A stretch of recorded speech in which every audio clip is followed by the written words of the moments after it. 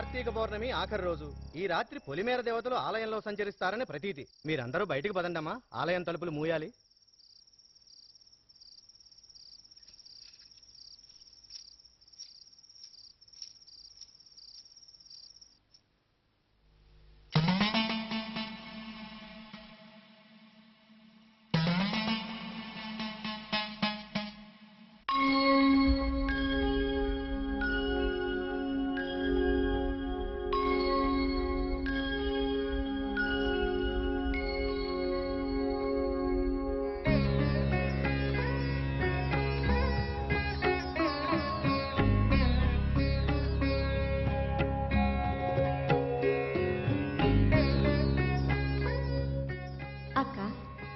చక్కని దీపాలతో కోవెలకు ముగ్గులు దిద్దిన ఇల్లాలు పుణ్యవతి కదూ.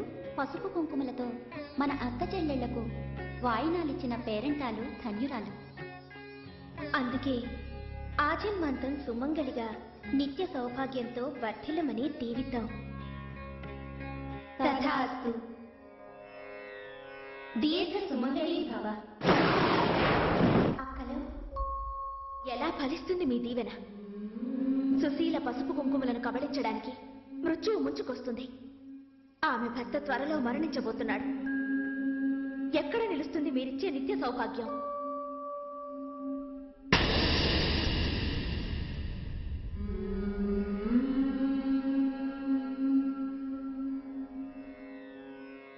అంతా నొసటి కంటితో చూశామే చిలక. నువ్వు దిద్దిన ఆ కాపురం ఎన్నడూ కూలిపోదు. విధి కూడా తప్పించలేని ఈ విపరీతం ఎవరు తప్పించగలరు? ఏ యుగంలోనైనా ఎన్ని ధర్మాలు మారినా ఆడదానికి బాధలు తప్పవు.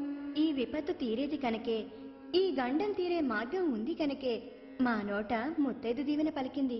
అవును, అయితే మీ దీవెన ఫలించి సుశీల దీర్ఘ సుమంగళిగా ఉండటానికి మార్గం చెప్పండి అక్కయ్య. అది అఖండ సౌభాగ్య బృందం. హిమాలయ శిఖరాన దేవతా సంచార ప్రదేశంలో ముగ్గురు మూర్తుల్ని సృష్టి చేసిన అమ్మ పరాశక్తి వెలిసి ఉంది. ఆ జగన్మాత అమృతవర్షిణి, కరుణాస్వరూపిణి. అక్కడికి వెళ్లి నవరాత్రి పర్వదినాల్లో ఆ 9 రోజులు నియమ నిష్ఠలతో బ్రహ్మచర్యంతో సమయభంగం కాకుండా ఆ వ్రతాన్ని ఆచరించాలి. అక్కడి దివ్యగంగలో స్నానం చేసి సువర్ణ పసుపు కుంకుమల గుహలో కురిసే పసుపు కుంకుమలతో అర్చించి అంగ ప్రదక్షిణలతో ఆరాధించి ఆ తల్లిని జ్ఞానించి మెప్పిస్తే 9వ రోజున ఆ శర్వాణి కృపా కటాక్షమే అఖండ జ్యోతిగా వెలుగుతుంది. అది మృత్యుంజయమవుతుంది. అలా వెలిగిన మరుక్షణం ఆ సుశీల భర్త దీర్ఘాయుష్మంతుడవుతాడు. చేసే నియమనిష్టల్లో లోపం జరిగినా 9 రోజుల్లో వ్రతం పూర్తి కాకపోయినా దేవి ఆగ్రహిస్తుంది, శుభం అశుభం అవుతుంది. అయితే సుశీల చేత ఈ వ్రతం చేయిస్తాను. కానీ మానవులు మాత్రం ఆ ప్రదేశాన్ని చేరుకోవడం అసాధ్యం. నాకు సాధ్యమే కదా. సుశీలతో ఇంట్లో వ్రతం చేయిస్తాను. అక్కడికి నేను వెళ్తాను. నీకా అర్హత లేదే చెల్లి. ఈ వ్రతాన్ని 3 ముళ్ళు పడిన ముత్తైదువులు మాత్రమే చేయాలి. ఆ ఇంటితో సంబంధం ఉన్నవాళ్లే చేయాలి. నాగలోకం నుంచి వచ్చిన నాగకన్యవి నువ్వీ భూలోకంలో ముత్తైదు ఎలా అవుతావు? ఆ ఇంటికి బంధు ఎలా అవుతావు?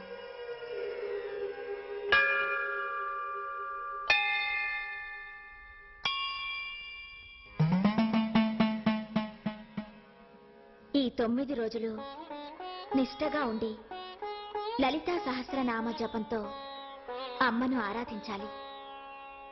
ఈ నవరాత్రి 9 దినాలు గడప దాటి బయటికి వెళ్ళకూడదు. కామం మనసులోకి కూడా రాకూడదు.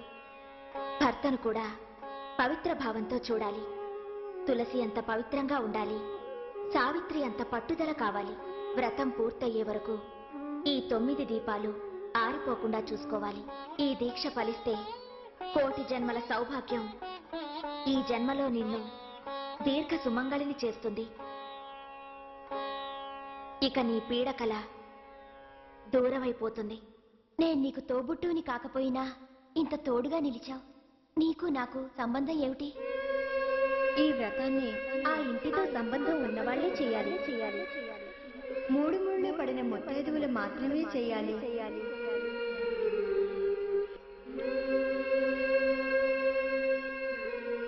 కావాలి. నీకు నాకు సంబంధం కావాలి.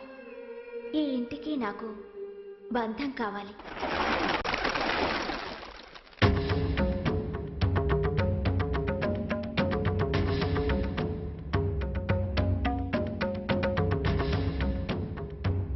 ఏంటి గుడికి తీసుకొచ్చావు?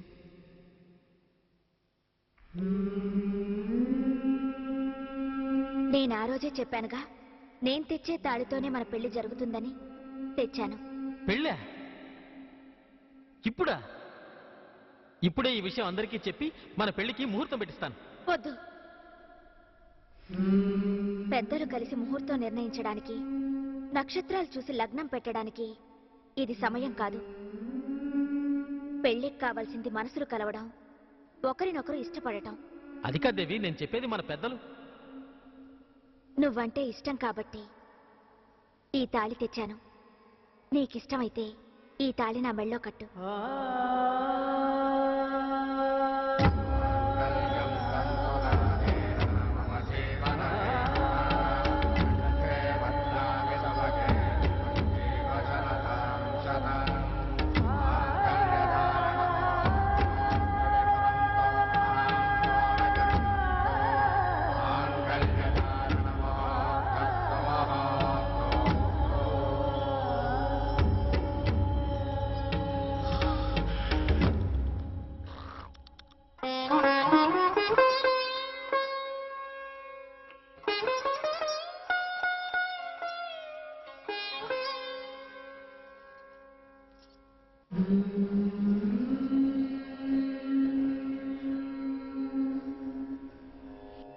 దేవి, నువ్వు మన పెళ్లికి ఒప్పుకుంటావని నేను అనుకోలేదు తెలుసా?